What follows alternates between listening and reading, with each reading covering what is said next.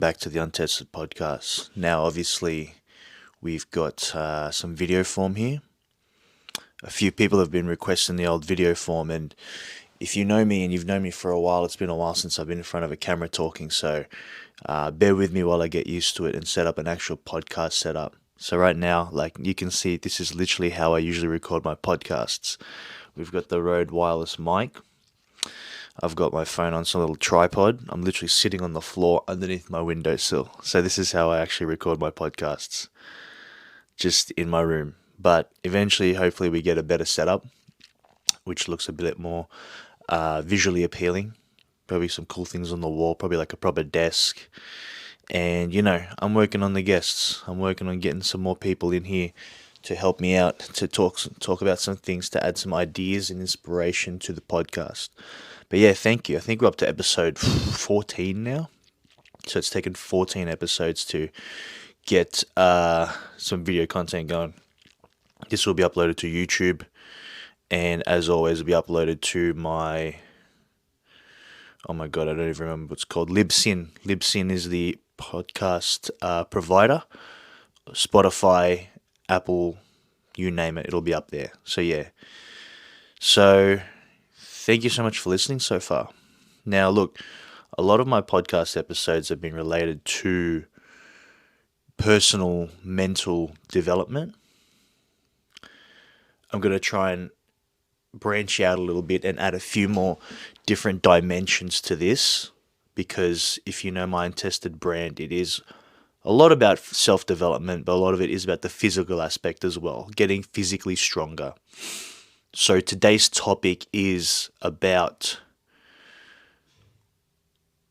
when you've been in the gym for 6 months, 12 months, a year, 2 years, 3 years, and then you've just hit that plateau and the wheels are just spinning and they're not moving you anywhere. That's what we're talking about today. What do you do about that? How do you fix that? Now, when you're new to the gym, it's very easy to make quote-unquote gains. Your body's not used to almost the trauma you put it through by lifting weights, by excessive pushing of the boundaries, by exhausting yourself with that recovery. Your body adapts very quickly. So that's what I'm saying, 6 months, 12 months, 1 year, 2 years, 3 years, that's when you can start to plateau and stop making quote-unquote gains, stop building muscle in certain areas. And there's so many factors to this. When you first get into a gym, it's very obvious. A lot of you don't know what you're doing when you first start lifting. The first thing you do is you go with your friends, or you just sign up at a gym. You just copy what they're doing. You copy what the biggest dude in the gym's doing. Exercise-wise, equipment-wise, technique-wise. You copy what your friends are doing. Then you get a bit more into it. Then what do? You start looking up online. Your TikTok, your YouTube, your influencers, your Instagram, and they tell you how to build the biggest biceps. They tell you how to build your chest, get that little angle on the incline going. They tell you how to get the 3D delt, which is your shoulder muscle. They tell you should be doing this, you should be doing that, how many times a week you should be doing it. What's funny is they're not wrong, but also they're not 100% right. When it comes to the overload of information, which is beautiful. When I was growing up, there's a lot less than there is today. But when there's a lot out there, there's a lot that can be saturated and not exactly 100% the most correct information you can be given or that you can take. That goes for everything in life. It's a topic for another time. Someone remind me. Critical thinking. That's a massive topic for me and a massive one that I'm super passionate about. But we'll do that another time. Anyway. You've listened to all these influencers telling you how to build the biggest chest, how to build your legs, how to do this, how to do that, how to get stronger. It's honestly such a simple thing. It's super, super simple, and it's a foolproof strategy. And some of you will actually learn it in school. A lot of you will learn it in school. You know me being a PhD teacher, I've got to go back to my speciality. There's this little thing called progressive overload. Progressive overload is the idea that you slowly progress and add each week, each month, each year in different cycles.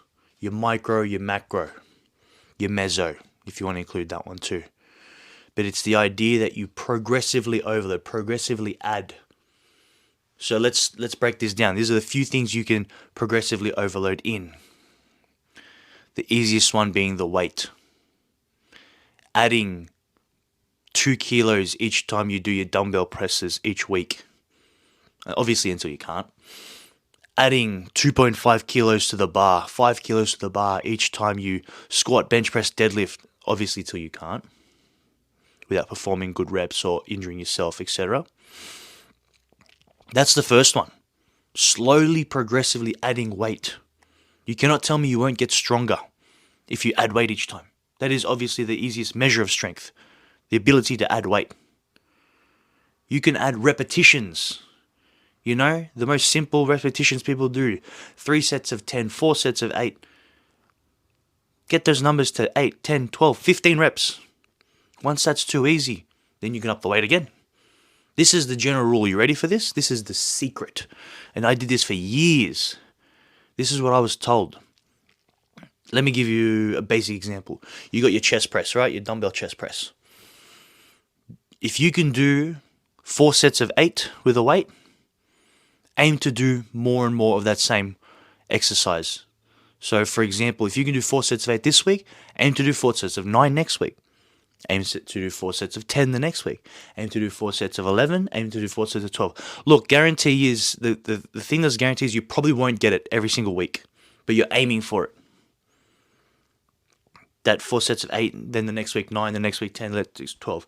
When you fully complete the 4 sets of 12 to 100%, and it's almost not easy, but it's achievable, up the weight. So the example being, if you did 20 kilo dumbbell presses for 4 sets of 8, and after a month or two you can do 4 sets of 12, let's go into 22. Let's go into 24, and do that and repeat the same process over and over and over again, and you're guaranteed to first build muscle, but obviously build strength too. And little side note, endurance, your ability to withstand the longer periods of work. 12 reps is a lot longer than 8 reps, obviously, especially the heavier the weight gets. That's a super simple one. So we've said up the reps, up the weight. This one goes under volume as well, but up the sets. So instead of 4 sets, do 5 sets. You can up that regularly too. Super, super simple. Then here's another one, which is a bit more advanced, but feel free to use this with something somewhat lighter, somewhat more measurable, somewhat more achievable weight. It's actually shorten your break times. That adds intensity. Instead of having your 2-3 minute break, time it. Have a 2.5, have a 2, have a 90-second break, have a 1 minute break, depending on the weight. This advanced technique of lessening your break times cannot be with obviously super max weight. You need those 2 to 3 minutes to recover your ATP, maybe even 5 minutes, depending on how heavy the weight is. But you do need that recovery time. So this is for more accessory style movements, chest flies, lateral raise, bicep curls, accessory stuff, not for the super heavy, big compound lifts. Compound lifts are the ones that take multiple muscles. So there's 3 ideas so far. Up the weight, up the reps and sets, reduce your time. Here's another one, add variety. You've been doing the same workout for 6 weeks, change it up. Rule of thumb I have is 4 to 6 weeks, and then you have to add more variety to it. Or I even actually intertwine so that I don't do the same thing every week. Maybe every second week, but not every week. Examples of that being, instead of doing dumbbell shoulder press, we do barbell military press, which is the 2-handed with the barbell. And we intertwine and we switch them every second week, just so we're doing something different. The dumbbells are very important for stabilizing muscles and working each side individually, whereas the barbell, they work together. But the benefit of that is you can use a lot more weight.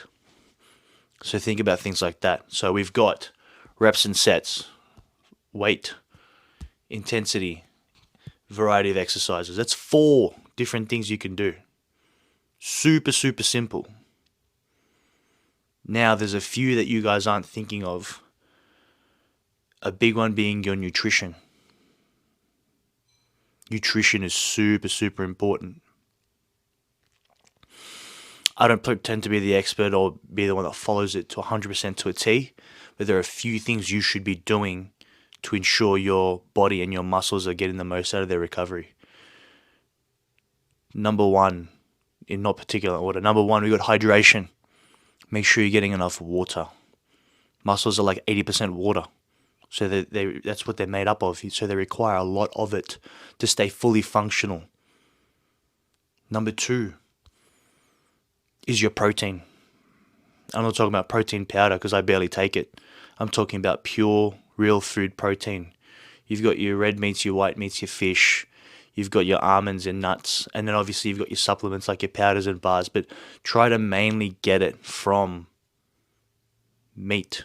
And obviously a lot of you aren't, if you're not meat eaters, whatever, vegan, vegetarian, what have you, you got to find those other things that do supply it. Try not to go too processed with it though. Try to get the most natural versions of it because that's the best thing for you. Proteins. A good guide is at least, what is a good guide? 1.5 grams per kilo. 1.5? More than that. No, that's wrong. Scrap that. 1 gram per pound of body weight would go with that one. So for example, I'm, not right now, but I always just say I just claim 120, and you put that in pounds, it's 250, 260. So I do 250, 260 grams of protein per day. And that'll help with obviously muscle repair, muscle replenishment. So you got water, you got protein. Another one is the amount of sleep. Sleep is a super underrated one. Getting your 7 to 9 hours sleep a night is super, super important, not just for your body, but for your brain. That is a very, very important one for your recovery. Honestly, and if you don't get that, like I don't get that, I probably get 7 max. I have a mini nap in the middle of the day, not in the middle of the day, at the end of my work day.